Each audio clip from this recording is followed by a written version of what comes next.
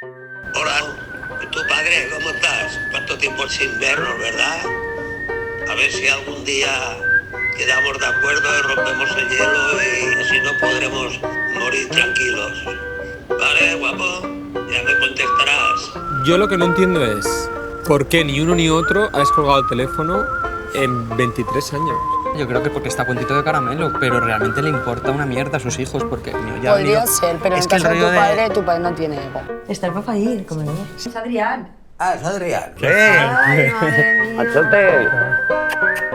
¿Cuántos años perdidos, verdad, Bonico? En una noche se me acabó todo. Yo te dije, te quedan muchas cosas aún por hacer. Yo soy valiente. No hubieras vivido todo esto, no hubieras visto a tu hijo. Yo no pensaba que esto iba a pasar. Yo tampoco. Yo en la vida, yo no pensaba verte más. ¡Sorpresa! ¿Ahora cómo estás viviendo? ¿Bien? ¿Ahora? No, en este momento. Yo quiero morirme.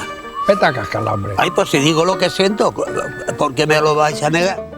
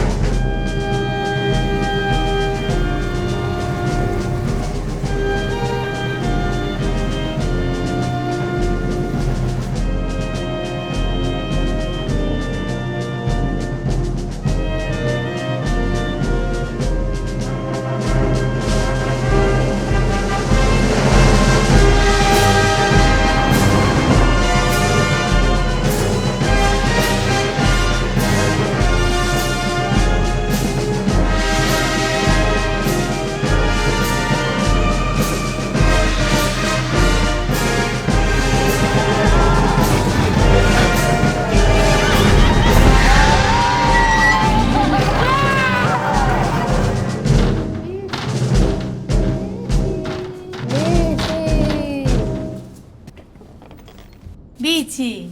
¡Ay! Dios mío, esto no puede ser. Bichi, vamos. Vámonos. Vámonos. A donde tú quieras. Vamos. Vamos.